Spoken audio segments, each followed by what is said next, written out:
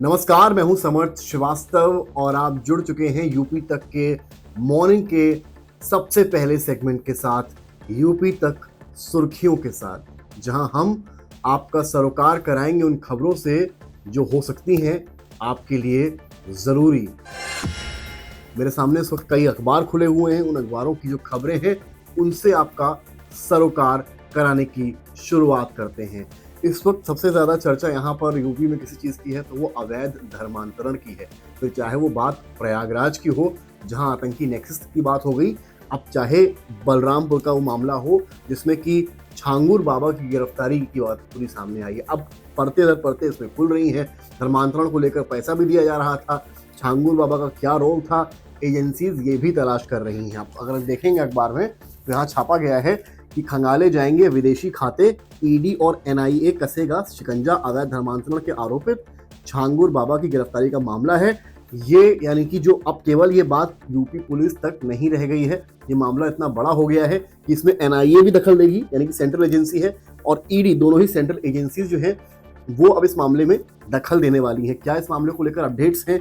इसमें अपडेट्स के तौर पे ये बताया गया है कि 70 दिन से होटल के एक कमरे में ही रुके थे 50,000 का इनामी छांगुर बाबा 70 दिन से राजधानी के विकास नगर स्थित होटल स्टार रूम्स में एक ही कमरे में रह रहा था, लेकिन ना स्थानीय पुलिस को भनक लगी और ना ही एसटीएफ और एटीएस को। होटल वालों को भी संदिग्ध नहीं लगा कि एक बुजुर्ग और एक युवती 70 दिन से एक होटल में क्यों रुके थे। छांगुर और नीतू उर्फ नसरीन होटल के कमरा नंबर 104 में 16 अप्रैल से रुके थे। इस दौरान उनसे मिलने कई संदिग्ध आते थे। एक वकील का भी होटल के कमरे में आना जाना था। होटल में आईडी के तौर पर दोनों ने आधार कार्ड की कॉपी दी हुई थी। ये एक अपडेट है, यानी कि लखनऊ में जहां ये लोग रुके थे। इसके अलावा इस खबर में एक और अपडेट आपको बताऊंगा, वो ये है कि इन विदेशी खातों में डिटेल नहीं मिली, यानी कि कुछ जो नवीन के आधा दर्जन से ज्यादा ऐसे बैंकों में खाते हैं जो घरेलू बैंक है, किसी विदेश बैंक के लिए उसी बैंक की मुद्रा रखते हैं, उसमें कई चीजें नहीं मिली। लेकिन अभी भी एजेंसीज और पुलिस के पास कई अकाउंट नंबर्स हैं, कई खातों की डिटेल्स आए हैं, जिनसे पता लगाया जा रहा है कि वो डिटेल्स निकाल पाएं और पता लगा पाएं कि पैसा अगर कहीं से आ रहा था तो उसकी फंडिंग का सोर्स क्या है। सबसे बड़ी बात इस केस में यही है। करोड़ों की जमीन खरीदी और कब्जा किया, यानी कि पूरा नेटवर्क जो था आप मान कर चलिए करोड़ों की जमीन खरीदी थी और इसमें कई जमीनों पर कब्जा करने का भी आरोप लग रहा है। तो पुलिस, एनआईए, ईडी, एसटीएफ, हर एजेंसी लगभग जो है इस केस में इन्वॉल्व है। अब देखिए, इस समय स्कूल मर्जर को लेकर बड़ी चर्चा है। मर्जर का विरोध भी तेज हो गया है। बीएसए दफ्तरों पर प्रदर्शन जो है वो भी लगातार होने वाला है। कोर्ट का भी रुख क्या रहेगा इस पूरे मर्जर को लेकर, ये एक बड़ा सवाल है। विपक्षी दल लगातार इस बात को लेकर सवाल उठा रहे हैं कि भाई मर्जर की क्या आवश्यकता है, गांव जहां बच्चे पढ़ते हैं वहां से स्कूल दूर हो जाएंगे अगर संख्या घटेगी। तो ये सारी चीजें जो हैं वो अब इस पूरे केस को लेकर सामने आ रही हैं। और आपसे हम अगर इसको खबरों को लेकर आगे हम बढ़ते हैं तो यहाँ पर आप देखिए सलीम सोहराब गैंग की बड़ी चर्चा इस वक्त है। बड़े शूटर्स, मुख्तार अंसारी के शूटर्स रहे। ये वही गैंग है जिसने एसएसपी को एक वक्त था जब फोन करके कहा था कि हमने यहाँ मर्डर कर दिया है। बड़ी चर्चित लखनऊ की कहानियां हैं सलीम सोहराब गैंग की। फिलहाल तो तिहाड़ में थे, लेकिन एक भाई उसमें से भाग निकला, पैरोल पर बाहर था और फिर वापस ही नहीं आया। इसको लेकर खबर यहाँ छपी है कि पैरोल के दौरान नेपाल भी गया था सोहराब। सोहराब ही वो शख्स है, वही शूटर था मुख्तार का, जो पैरोल पर गया और उस दौरान वो नेपाल भी गया था। तिहाड़ जेल से पैरोल पर निकलने के बाद फरार हुआ। ये देखिए तस्वीरें भी छापी हुई हैं कि तिहाड़ जेल से पैरोल पर निकलने के बाद हुआ फरार। दिल्ली पुलिस ने यूपी एसटीएफ को अलर्ट भेज दिया है। अब इसमें जो जानकारी उसके बारे में है वो भी यहाँ पर दी गई है कि दहशत के 20 साल 1 घंटे में इसने 3 हत्याएं की थी। आप अंदाजा लगाइए, 1 घंटे में 3 हत्याएं। 2004 की बात है, आपको जरा समझाएं इस केस के बारे में। बहुत दिलचस्प मामला ये रहा था 2004 का। रमजान का महीना था। सलीम सोहराब और रुस्तम के सबसे छोटे भाई शहजादे की हुसैनगंज इलाके में हत्या कर दी गई। फिर इन तीनों ने मिलकर उसकी जो है कहीं ना कहीं उनके जिन्होंने हत्या की थी उन सबको मार डाला।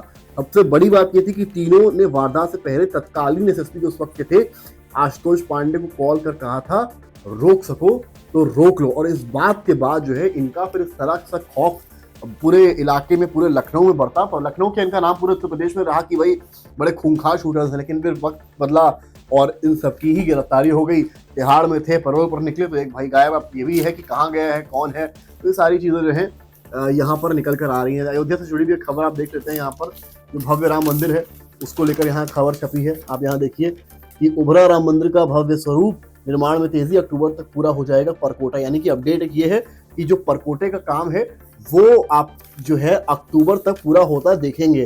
तो मोटा मोटा अगर परकोटे का काम अक्टूबर तक पूरा हो जाएगा। देखिए क्या भव्य तस्वीर छपी है यहाँ पर, ये ऊपर बादल आपको दिखाई पड़ेंगे, दूसरी मंजिल में लग रहे हैं दरवाजे, यानी कि जो दूसरी मंजिल अभी इनकम्प्लीट थी उसमें जो है वो भी दरवाजे अब लगने जा रहे हैं। ये सारी ही चीज़ें जो है ये आप देखिए, कल क्रिकेट में भी बड़ी भारत की जीत इंग्लैंड में हुई है। आकाशदीप जो प्लेयर हैं उनके परिवार का कुछ लोग जैसे कि बहन है, जीजा हैं, वो लखनऊ से हैं और उनकी बहन को क्योंकि कैंसर है तो उन्होंने पूरी जीत भी अपनी बहन को डेडिकेट की है। ये भी अपने आप में एक बड़ी बात है। अंग्रेजी अखबार को भी पलट लेते हैं, देखते हैं कि इसमें क्या कुछ खास है। अखिलेश यादव जो है आज प्रेस कॉन्फ्रेंस भी कर रहे हैं। प्रेस कॉन्फ्रेंस में वो क्या कुछ कहेंगे, क्योंकि इस वक्त सबसे ज़्यादा राजनीति किस चीज़ को लेकर है, तो वो हो रही है कांवड़ यात्रा को लेकर। और जिस तरह से FSDA के कमिश्नर ने कहा कि भाई हम जो फूड आइटम्स जो दुकानें रास्ते में पड़ रही हैं उन दुकानों के फूड आइटम्स को भी हम चेक करेंगे, तो वो भी एक अपने आप में तथ्य है। अब देखना यह है कि आज की प्रेस कॉन्फ्रेंस में अखिलेश यादव क्या, हालांकि वो लगातार संगठनात्मक बैठकें भी ले रहे हैं, चाहे व्यापार सभा की बैठक हो, महिला सभा की बैठक हो, तमाम ली है। देखिए हालांकि कल मुहर्रम था, उससे जुड़ी खबर मैं अभी देख पा रहा हूँ, बरेली की ये खबर है, इसको ज़रा दिखाएंगे अगर यहाँ से, तो आप देखेंगे कि ताजिए रखने के दौरान तोड़फोड़, पाकिस्तान के समर्थन में लगाए नारे। बरेली में विरोध में व्यापारियों ने किया प्रदर्शन, 9 पर केस दर्ज हो गया है और महिला समेत 3 गिरफ्तारी हो गई है इसमें।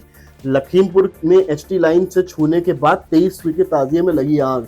अलीगढ़ में भी ताजिए में करंट से एक की मौत। यानी कि ये तो चलिए घटनाएं हैं जो मतलब इसमें ये हमारे कंट्रोल में नहीं है, लेकिन यहाँ पर जो तोड़फोड़ हुई है, पाकिस्तान के समर्थन में नारे लगाए गए हैं, ये गंभीर विषय है। इसको लेकर मामला दर्ज भी हो गया है।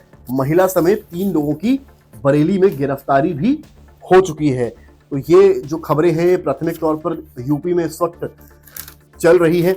इसके अलावा आप अगर देखेंगे यहाँ पर और राम मंदिर को लेकर कहा गया है, मुख्यमंत्री जो है वो सफलता की नई ऊंचाइयों तक पहुंचा, एक पेड़, एक नया रिकॉर्ड बनाने के लिए यूपी आगे बढ़ रहा है। पौधारोपण को लेकर चर्चा हो रही, तो मुख्यमंत्री उसमें ही बयान दे रहे हैं कि सफलता की नई ऊंचाइयों तक पहुंचा, एक पेड़ मां के लिए अभियान। तो ये सारी ही चीजें जो है वो यहाँ पर निकल कर सामने आ रही हैं।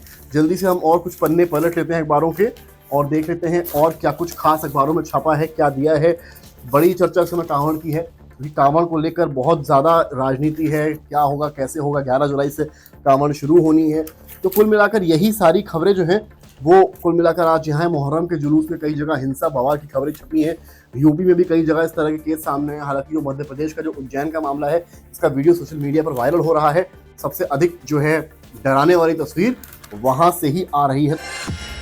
तो कुल मिलाकर यही सब उत्तर प्रदेश की खास खबरें हैं जिन पर आज नजर रहने वाली है। अखिलेश यादव प्रेस कॉन्फ्रेंस कर रहे हैं, क्या कुछ प्रेस कॉन्फ्रेंस में आज खास होगा, उससे जुड़ी एक एक अपडेट और यूपी से के अन्य खबरों से जुड़ी हर अपडेट्स के लिए आप जुड़े रहिए और देखते रहिए यूपी तक। धन्यवाद।